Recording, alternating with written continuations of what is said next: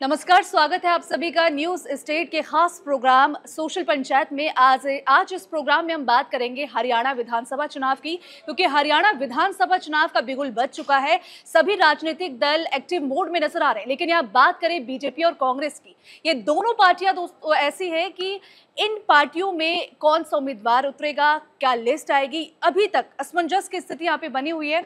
इस पूरे मामले में चर्चा करने के लिए हमारे साथी सहयोगी गौरव जी हमारे साथ मौजूद है और साथ ही अरुण जी हमारे साथ मौजूद है। तो सवाल पूछेंगे इनसे और जानेंगे कि क्या क्या बीजेपी और साथ ही कांग्रेस के पार्टियों के अंदर क्या क्या असमंजस की स्थिति जो है बनी हुई है। गौरव, सबसे पहले सवाल यही कि अभी तक हम देख रहे हैं कि कांग्रेस भी नाम अभी तक नहीं उतार पाई, उम्मीदवारों की लिस्ट अभी तक जारी नहीं कर पाई है।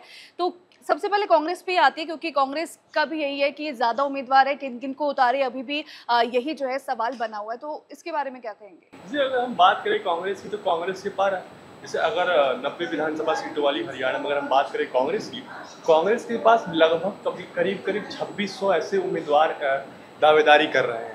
तो कांग्रेस के लिए तो बड़ा असमंजस की स्थिति है कि कैसे टिकटें फाइनल की जाए। हालांकि कांग्रेस की शीर्ष नेतृत्व से साफ संकेत दे दिया गया है कि जिनकी 2 बार जमानत जब्त हुई है, जो उस पैरामीटर में सेट नहीं बैठे, एक मानक तय हो गया। चाहे बीजेपी की बात करें या कांग्रेस की बात करें, मानक तय हो गया है कि लोकप्रियता, जिताऊ और जाति समीकरण सेट होना चाहिए। उस आधार पे आपको टिकट दिया जाएगा। जो इस आधार की अहर्ता को, जो भी इस अहर्ता को पूरा कर रहा है, उसके लिए पार्टी आगे आएगी। चाहे वो किसी मंत्री का बेटा हो या किसी मंत्री की बेटी हो, किसी बड़े मंत्री का नेता, जो भी साथ सहयोगी संबंधी हो।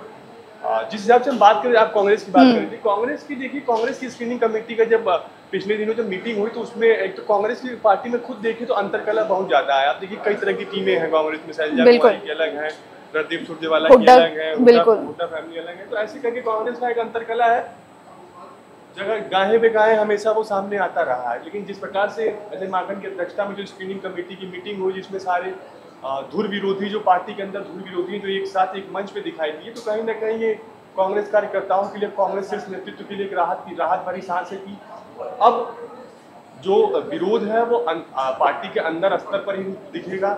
हालांकि शीर्ष नेतृत्व की तरफ से संकेत भी दिए जा रहे हैं कि अब ये चीजें खुलकर पार्टी के बाहर नहीं आएंगी, ताकि विधानसभा चुनाव में इसको लेकर नुकसान न हो। इसमें एक पॉइंट ये भी जोड़ना चाहूँगा मैं कि गौरव की जो स्क्रीनिंग कमेटी की बात कर रहे हैं, कहा जा रहा है कि 90 में से 60 सीटों पर डिस्कशन पूरी कर ली गई है।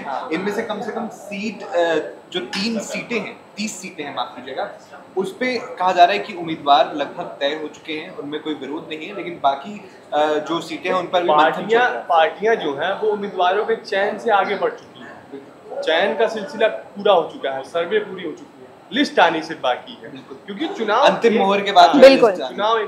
अब आप देखिए, लिस्ट आने वाली थी, लेकिन जिस प्रकार से बीजेपी कांग्रेस में वहाँ भगदड़ की स्थिति मची, जिस प्रकार से योगेश्वर दत्त पहुंच के दिल्ली पहुंच जाए, प्रदेश अध्यक्ष को यहाँ तक कहना पड़ा कि मैं चुनाव नहीं लड़ूंगा, मैं चुनाव लड़वाऊंगा। तो जिस हिसाब की तस्वीरें निकल कर सामने आ रही है, उसमें कहीं ना कहीं हम सिरे से खारिज नहीं कर सकते हैं कि बीजेपी में भी इस समय अंतरकलह अपने और कहा तो ये जा रहा चरम पे था। जो बैठक हुई गुरुवार को, उसके बाद लगभग 55 नाम जो हैं उन पर फैसला हो चुका था। आप देखिए कि 3 दौरे की मीटिंग हुई। पहले हरियाणा के प्रभारी हैं धर्मेंद्र प्रधान के आवास पे हुई, उसके बाद जेपी नड्डा के आवास पे हुई, उसके बाद अमित शाह के घर पे मीटिंग हुई टिकटों के लेकर, उसके बाद सीईसी की अध्यक्षता में प्रधानमंत्री मोदी की अध्यक्षता में एक मीटिंग हुई, तब जाके 55 नामों का, जैसा आप जिक्र कर रहे हैं, 55 नामों की जो लिस्ट फाइनल हुई थी। लेकिन पार्टी अभी उतनी जुगल नहीं कर पा रही है कि उन नामों का ऐलान कर दे। पार्टी को कहीं ना कहीं इस बात का डर है कि कहीं अगर प्रत्याशियों के नाम का ऐलान कर देंगे तो कहीं भगदड़ की स्थिति न बन जाए। जैसे हमने जम्मू कश्मीर में भी देखा कि पहली लिस्ट जब जम्मू कश्मीर, तो इस बार का चुनाव बड़ा कॉम्प्लिकेटेड लग रहा है। आप देखिए जम्मू कश्मीर में भी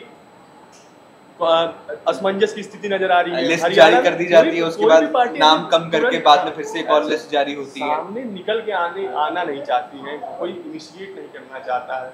अब पता नहीं ऐसा क्यों इस बार दिख रहा है, इतना गंभीर, जैसे लग रहा है बीजेपी की उलझन में फंसी हो उस प्रकार की। हालांकि जो दिख रहा है, जो समीकरण दिख रहा है, जिस हिसाब से बीजेपी क्या बताइए उसकी रणनीति हो। एक हम ये भी देखते हैं ना कि जब बीजेपी शासित प्रदेश होता है, वहाँ विधानसभा चुनाव होते हैं, तो अक्सर ये देखा जाता है कि जहाँ उसकी पहली सरकार है बीजेपी की, तो अगले विधानसभा चुनाव में ज्यादातर जो उम्मीदवार होते हैं वो नए होते हैं, टिकटें काफी ज्यादा जो है वो काट दी जाती हैं, काफी सारे नाम काट दिए जाते हैं। ऐसे में यहाँ भी ये जो है कयास लगाए जा रहे हैं कि तो मंत्रियों के भी टिकट काटे जा सकते हैं। जब से प्रधानमंत्री मोदी या यूं कहें कि अमित शाह के हाथों में बीजेपी की बागडोर आई है, तब से ये ट्रेंड चला रहा। 2014 के बाद देखिए 19 में कितने सांसदों का टिकट कट गया। अभी हाल ही में जो गुजरात के चुनाव हुए उसमें ऐसे देखिए यहाँ टिकट गुजरात देखिए मुख्यमंत्री बदल दिए जाते हैं। बिल्कुल कर्नाटक में एंटी इनकम्बेंसी, क्योंकि देखिए जब से प्रधानमंत्री मोदी की लोकप्रियता बढ़ी है देश में, तब से बीजेपी प्रयास करती है कि किसी भी स्टेट में वो सीएम फेस ना लाए, प्रधानमंत्री के नाम पे वोट मांगते हैं और अंत में जो है सरप्राइज पैकेज दे देते हैं कि ये सीएम बना के देते हैं।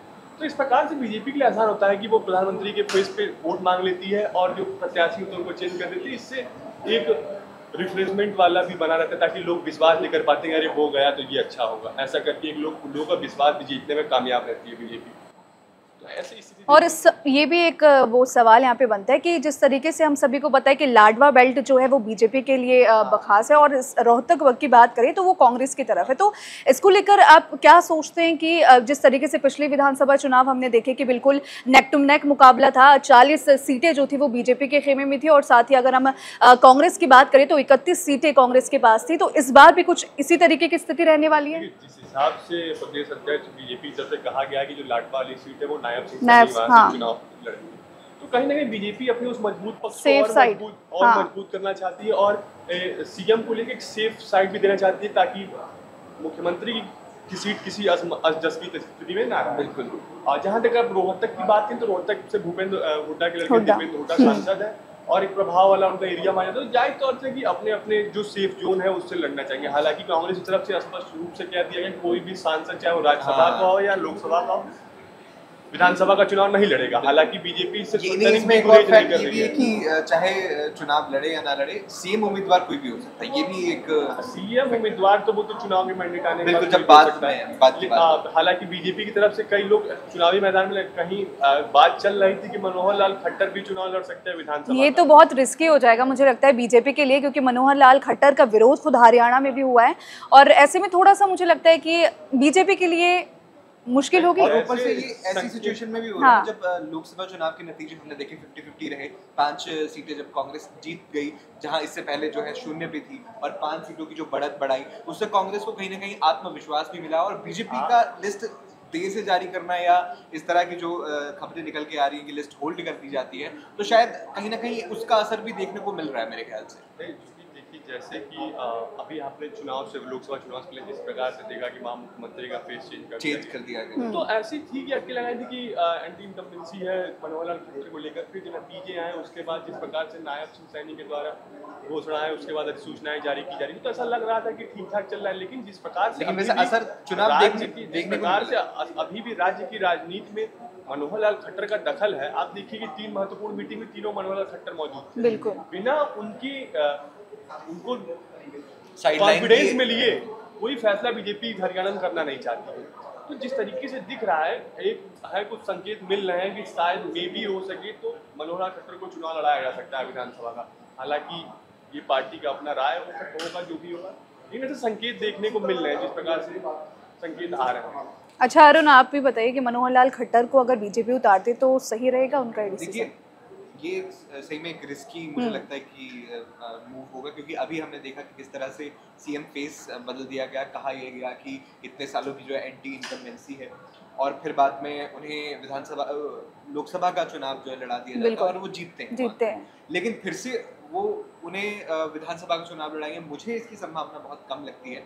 और इसमें एक पॉइंट आउट ये भी करना चाहूँगा कि बीजेपी जिस तरह से कह रही है कि कोई गठबंधन नहीं होगा, तो लेकिन खबरें ये भी आ रही है कि शायद बीजेपी आरएलडी के साथ जो है गठबंधन कर ले। बीजेपी आरएलडी के साथ गठबंधन करना, क्योंकि बीजेपी आरएलडी का तो गठबंधन पहले से है, लेकिन हरियाणा में जो है शायद वाला जो ये पश्चिम उत्तर प्रदेश वाली जो बेल्ट लगती है वहाँ जेजेपी की कार्ड वो निकालने की कोशिश। और एक चीज और जो अभी संकेत मिल रहे हैं बीजेपी तरफ से, बीजेपी किसी बड़े नेताओं के लड़कों को टिकट देने से गुरेज नहीं करने वाली है। किरण चौधरी की बेटी श्रुति चौधरी को टिकट मिलने की संभावना दिख रही है। आप देखिए कि केंद्रीय राज्य मंत्री इंद्रजीत राव की बेटी आरती को भी टिकट मिल भी सकता है, क्योंकि जिस हिसाब से समीकरण बन रहे हैं, पार्टी का एकमात्र पैरामीटर है लोकप्रियता जातिगत समीकरण और जिताओ। तो इस पैरामीटर में जो भी सेट बैठ रहा है पार्टी उसको टिकट देगी। हालांकि जब हैट्रिक पार्टी को लगाना, पार्टी पर हैट्रिक लगाने की तरफ देख रही है, तो लेकिन जिस तरीके से मीटिंगें हो रही है बीजेपी में, आप ऐसे अंदेशा लगा जाए कि 2-3 जो मंत्री हैं नायब सिंह सैनी सरकार में, उनकी भी टिकट कटने वाले हैं, 10-12 विधायक हैं, उनकी भी टिकट कटेगी।